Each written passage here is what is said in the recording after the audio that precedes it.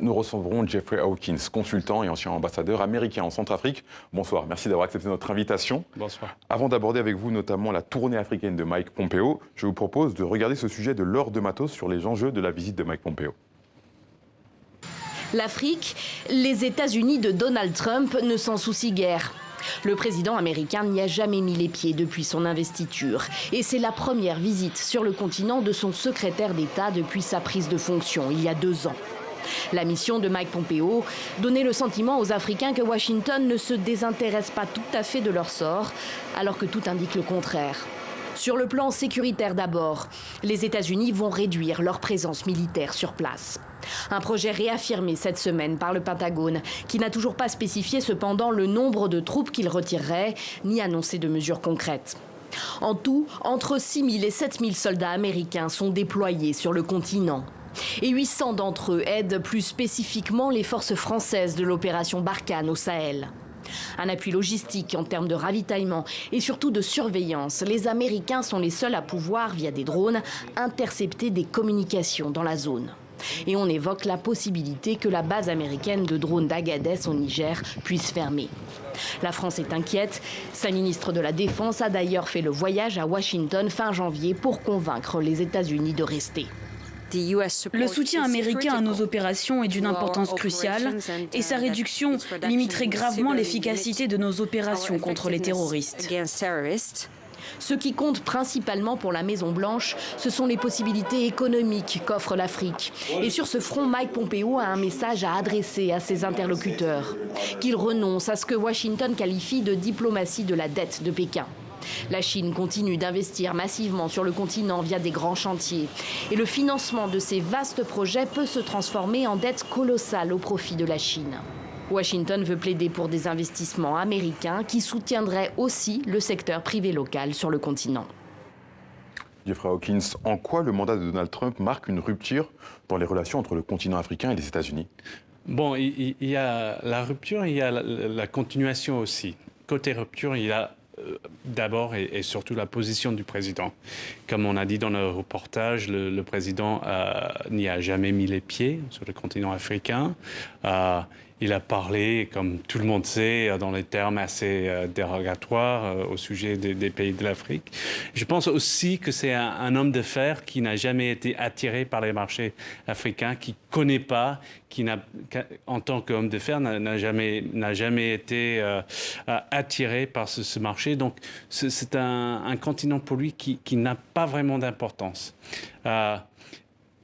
Il y a par la suite le secrétaire d'État, Mike Pompeo, qui fait sa tournée, justement, aujourd'hui est la première depuis qu'il est secrétaire d'État sur le continent africain. Là, 2 sujets principaux. D'abord, les échanges économiques entre les États-Unis et de certains pays africains.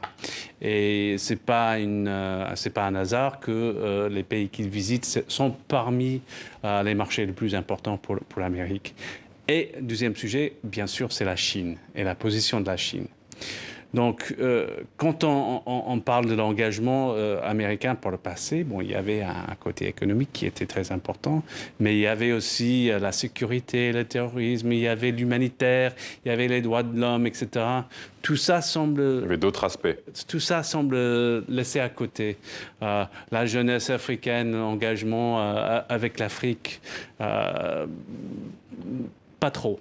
Et la Maison-Blanche et le département d'État sont guidés par une stratégie africaine qui a été annoncée par l'ancien conseiller pour la sécurité de la Maison-Blanche, donc John Bolton, il y a à peu près 1 an et demi, et qui parlait autant des Russes et des Chinois que des Africains dans une stratégie africaine. Okay. C'était pas... Ça en dit long. Et donc, on peut aussi parler de continuité, parce que même si les chefs américains se tournent plutôt vers la Chine ou la Russie, ou vers d'autres marchés, il reste un engagement très important américain sur le continent. On va y venir. Oui. On va y venir. Mike Pompeo, chef de la diplomatie américaine, a entamé sa première tournée avec des visites au Sénégal, en Angola et en Éthiopie. Comment interpréter le choix de ces destinations? Bon, comme j'ai dit, ce sont des marchés importants. L'Angola, il voulait apparemment, d'après les annonces du département d'État, il voulait parler corruption, etc. et changement de gouvernement, donc après le départ de Dos Santos en Angola. Mais un partenaire très important, l'Angola étant un grand producteur, comme tout le monde sait, de pétrole. Le Sénégal, c'est aussi un marché important. Éthiopie. Marché également très important et aussi le siège de l'Union africaine. Donc, il voulait certainement parler avec ces gens-là. Mais très peu, pour le moment, très peu de conversations autour des sujets traditionnels entre l'Amérique et l'Afrique. Et donc, une visite qui est un peu tard et pas très approfondie, je pense. Cette tournée africaine intervient alors que le Pentagone réfléchit au redéploiement des troupes. On l'a vu en début de journal, Mike Pompeo ne veut pas s'engager. Oui. Qu'est-ce qui pourrait convaincre les États-Unis de ne pas retirer leurs troupes dans le Sahel? Bon, quand on parle de départ, c'est difficile de savoir parce que pour l'instant, et la Maison-Blanche et le Pentagone, silence radio sur les détails. Déjà, on a fait quelques annonces précurseurs. Il y a eu le général Milley, donc le chef des forces américaines, chef des armées américaines, qui a parlé de réduction, de baisse de force, sans citer de chiffres, sans citer de bases, etc. Il y a aussi le fait que notre présence sur le continent est assez changeante. C'est-à-dire que si on a à peu près 7000 soldats, ça varie en suivant les missions. On a plusieurs dizaines de bases sur le continent, mais ce sont des bases provisoires, des petits coins, des bases locales qu'on occupe pour un moment pour effectuer des missions. Donc, pour l'instant, on ne sait pas de quoi il s'agit. Je ne pense pas que le Pentagone pense à partir directement. Totalement. Mais il y a une présence